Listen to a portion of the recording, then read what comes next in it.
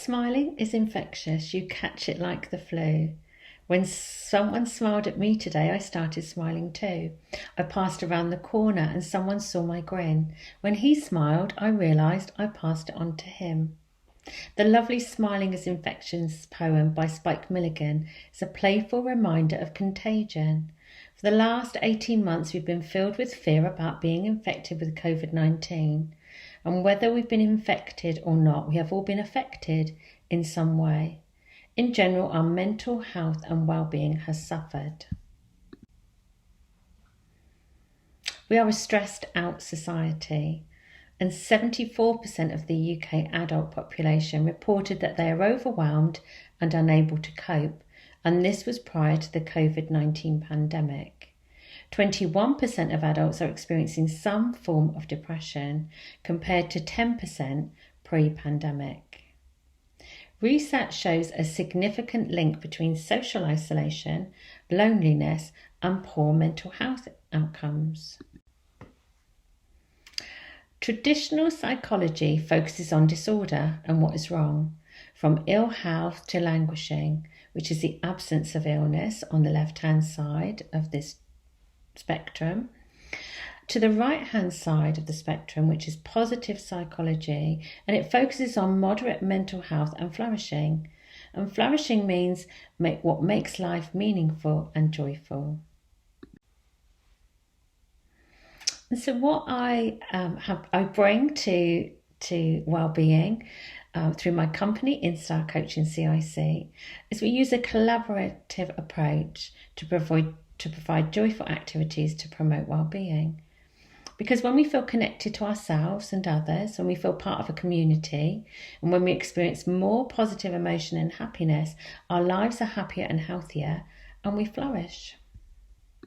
So our aim with positive psychology is to increase well-being, to decrease stress, to improve mood, to increase happiness, to connect with others, and to find purpose and meaning in life. And through positive psychology, what we can do is we can use purposeful, positive behaviours. And those purposeful, positive behaviours include savouring, being in the moment and appreciating and soaking in those moments of pleasure, and gratitude, and focusing on our strengths, and kindness in terms of kindness to others, and kindness in terms of self-compassion.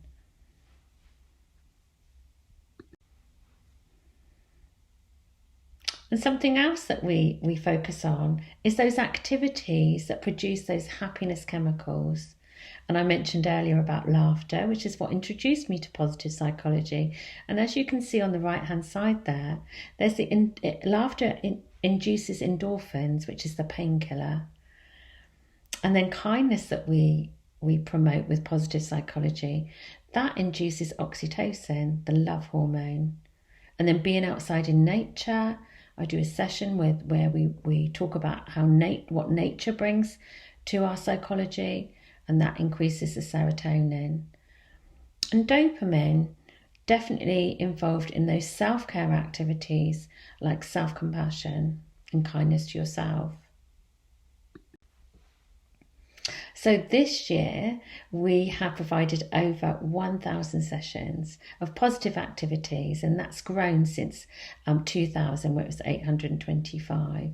And like a ripple on a pond, this reach is likely to extend out further than the people who attend the sessions, as they each share their learning with others in their social circle. And we intend to increase the number of sessions to 2,000 to reach even more people. And our mission is to share positive psychology strategies that can be applied to everyday life, which leads to a happier, more meaningful life and greater well-being. And people that actually engage with positive psychology and the groups that we run, what they report is that they find that they are kinder, they're more compassionate and self-compassionate to themselves, and they feel more connected in the friendships that they've made in the groups. And their feelings are, they feel more hopeful and more positive, gain greater insights, they're more resilient, and they're very proactive with their activities. So all of our interventions are fully tested. People like them, they respond to them, and they can be delivered face-to-face, online, or a combination. So there really is something for everyone. I'm going to talk to you now about what I do with how I bring positive psychology to life. So I have 3 positive psychology courses: Positive Psychology 1, 2 and 3, and they grow upon each other, and you don't have to have done one before the other, but it does make sense because Positive Psychology Part 1 is kind of the basics, the things that I talked about earlier, which is strengths and kindness and resilience and hope. And Positive Psychology Part 2 steps more into self-compassion and writing for well-being and those kind of things that you can do, get out into nature and laughter. And Positive Psychology Part 3 takes it even further into the research with things like meditation and forgiveness and aging well. So also, I was introduced to meditation a while ago. And I've really enjoyed marrying positive psychology and meditation. And what seems to happen is that you will increase by coming to introduce to these sessions, you increase your positive emotion, which means that when you meditate, you're already set up nicely to take in those lovely benefits of meditation, like peacefulness and calm, and a quieter mind. And I think underpinning all of this is self-care. And it seems to me that to make positive changes, that we really have to be in the best condition that we can be in. And so we've introduced our Project You course, where we look at the basis of self-care, which is our positive self-talk and hydration and nutrition, resting and relax and sleep. And laughter yoga. This is a group that I run and also that I go along to. It's a lovely, lovely way to increase your positive emotion. And what we find with increasing positive emotion is that we become more creative. We are more resilient, and I know as a fact that I laugh more, and what laughter does, as we saw before, is it really increases those lovely endorphins in us. So we practice laughter yoga in a group, and the lovely thing about that is that you have eye contact and we do playful activities, so it really boosts your mood. And what we find is that forced laughter soon turns into real and contagious laughter. And the benefits of laughter is that it bypasses the thinking brain. You don't think about those worries or what has happened in the past because it brings you into the present moment. And also it's a shared experience. Of course, laughter is contagious. So somebody starts laughing and then it just has a nice, lovely little ripple effect.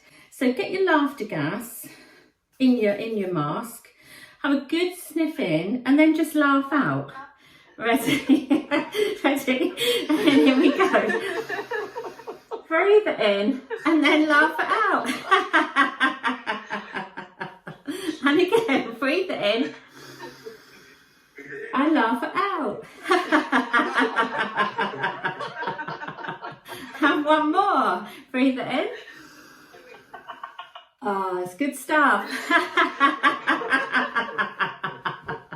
Love it. Well, 1, 2, 3. Very good. Very good. Yay! So the other side of Instar Coaching C.I.C is life coaching and group coaching online. The Positive Psychology Practice Group was set up so that anybody that has attended any of Instar Coaching C.I.C's groups has a place where they can come and get a boost of positivity in terms of sharing with others how positive psychology is impacting their life, and a reminder really of the strategies that can be used. And so we do that online and in nature. V Portland and I started this podcast in March this year, and it's available on all the platforms that you see. We really enjoy sharing our experience of well-being in this podcast, and we always welcome feedback and suggestions of content from listeners. And on the podcast, the example of topics are, in series 1, we have joy and kindness and confidence, hope and resilience, which very much is the same as Positive Psychology Part 1 course. And then in series 2, we look more at personal development in terms of boundaries and grief and loss, and the strength of courage and creativity. And in series 3, we've just released, and we are looking at things like money and wealth and value, and more to come on that. So the kind of things that people say about psychology is that they have renewed energy, they have, it has an impact on how they feel about themselves, that they learn more about their approach to life and feeling calmer and more resilient and making positive changes. And what people say about laughter yoga is that sometimes, it can be you feel self-conscious at first, but it gives you a great connection and a lovely lift. And then the podcast, people have said that it's lovely to hear the conversations about personal development and things that they can relate to. My own exploration of positive psychology has connected me to some positive emotions like awe and serenity. And I really look out now for those wow moments. And these things have enriched my life, and I'd like to share them with you. And these concepts like growth mindset and strengths that I've learned from positive psychology have expanded my knowledge and skills. And my knowledge of kindness and self-compassion means that I'm more determined than ever to pay it forward. Oh, I hope this presentation has given you a taste of positive psychology, and I'd like to leave you with one of my favourite positive psychology interventions, the sharing of gratitude. Gratitude is extensively researched, and people who practice gratitude show significantly higher levels of happiness. And counting your blessings is a much more effective way of increasing your quality of life than counting your burdens. Well, thank you for listening to me talk about positive psychology, and I'm really grateful for this opportunity to share my passion with you.